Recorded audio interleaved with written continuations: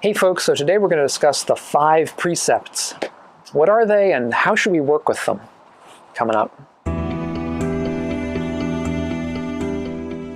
Hey, so I'm Doug Smith. I'm study director for the Secular Buddhist Association at secularbuddhism.org. And if you're interested in helping to try to promote a wiser and a kinder and a less stress-filled world, consider subscribing to the channel. We'll have videos out like this every Monday and most Thursdays, trying to illuminate some of these ideas of secular Buddhism, early Buddhism, and related philosophies. And one of the most important of these has to do with the precepts, the 5 precepts. Most important because this was teaching that the Buddha would give to everybody, including lay people. It's kind of one of the earliest teachings the Buddha would give to anybody. So they're ones that we should keep in mind. It's also important to say that the 5 precepts is kind of it's the basis of Buddhist ethics, but it's not the sort of thing that we should think of in terms of commandments, which is normally the way we would think of them in a Western tradition, right?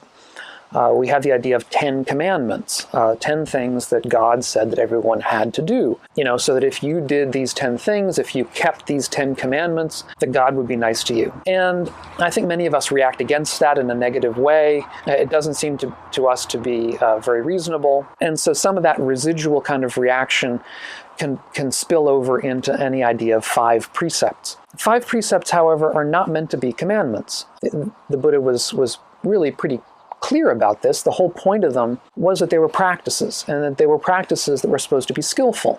That is to say, if you followed these kinds of practices, you would find yourself a generally happier person in a generally happier world. So to that extent, it's not the kind of thing that we should think of as an all or nothing kind of, there's a God out there watching you, and he's going to decide exactly if you've crossed some line or not. The point is to try to do your best. But in general, this is a baseline practice for everybody. And within the Buddha's day, within the Buddha's context, lay practice basically amounted to keeping the 5 precepts. There was not much else. Lay people were not expected to do meditation. They were not expected to follow the wisdom part of the path. They were expected at least to keep the precepts. So, and one of the things that I think is also congenial about these precepts is that they're really pretty reasonable, pretty secular, really. I mean, they are secular in the sense that to compare them with the 10 Commandments, where the first one is about God, is about keeping a particular idea of God as being unique and in some way uniquely open to worship. The 5 precepts don't have anything like that. So many of us are familiar with them, but just in case you aren't, the precepts are don't kill, don't steal, don't lie, or don't do wrong speech. Wrong speech is a slightly larger topic than lying. It involves using harsh speech or using divisive speech or gossiping in a way that's not useful. The 4th one is don't commit sexual misconduct. And the 5th one is not to use intoxicants, in particular not to use alcohol, and we'll get to that in a minute. Now, to an extent, these are the kinds of ethical groundings that we find in every ethics around the world, with the possible exception of the 5th one, of course, but the other 4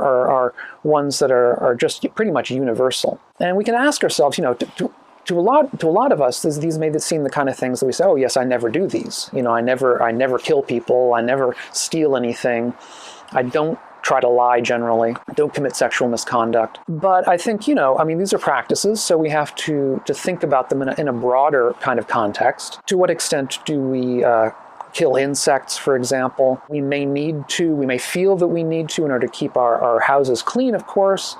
And these are all things we have to work with as practices.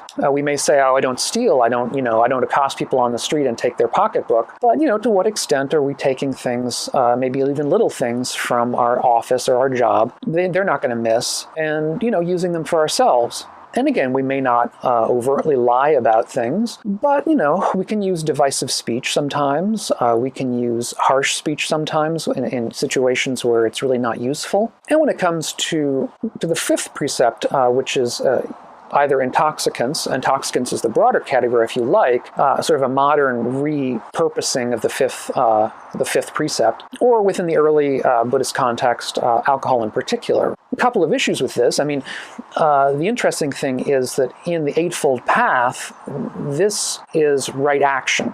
And I have a video on right action I can link up here. That doesn't include the 5th precept. The right action is only the first 4. And I think this kind of feature is what is what tends to recommend people like Bhikkhu Bodhi, who is a very eminent translator and interpreter of the early texts, and a traditional believer in many ways. It's what leads him to say that the reason the fifth one is on there is because it leads to our tendency to violate the other four. And I think this is a very reasonable take. In other words, when we drink too much, this tends to lead us to do rash things, which includes sexual misconduct, but it certainly also includes rash speech, harsh speech. It may include stealing things. It may include killing people. And I think we all know the social danger that alcohol can provide.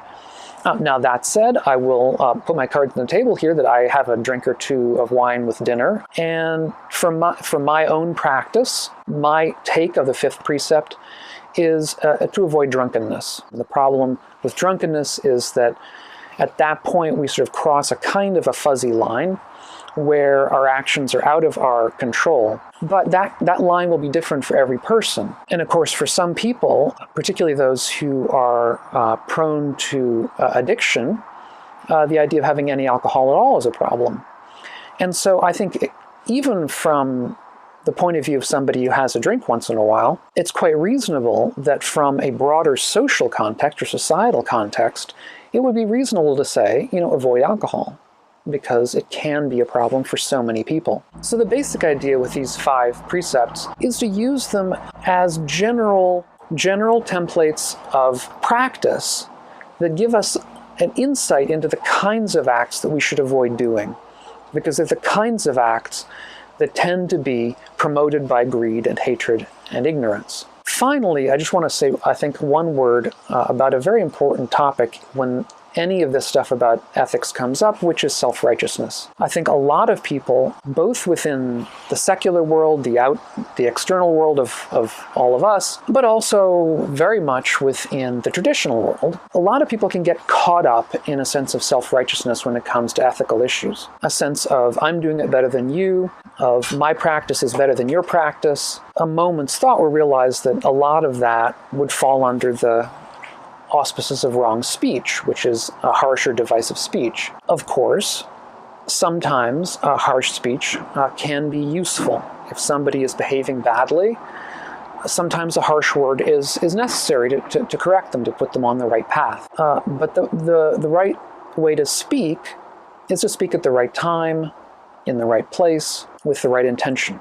That is with an intention of benevolence, an intention of loving kindness, if you like. If, on the other hand, the intention is one of self-righteousness, of ego, of feeling like I'm better than you, that is not going to be the most helpful way of approaching the situation. When we keep in mind these issues of the 5 precepts, we should keep them in mind first and foremost as a personal practice, one that we may fall short of from time to time and in various ways, but one that we try to investigate as it illuminates the ways that we can become more generous, become more benevolent, and more filled with metta or loving kindness, and more wise. Because in the longer term, that gets us where we want to be. And so in many ways, and for many of us, this is the basic practice, the practice of the precepts. So I hope that discussion's been helpful for you to get a bit more insight into the precepts. If you're new to the channel, welcome. I'm really, really glad to have you here. Thanks all of you so much for your kind comments and your kind questions. It's wonderful to interact with all of you on a daily basis, whether it's on YouTube or on one of the other places that these things are posted. It's really wonderful, and thank you so much for being here, and we will catch you on the next one. So bye-bye.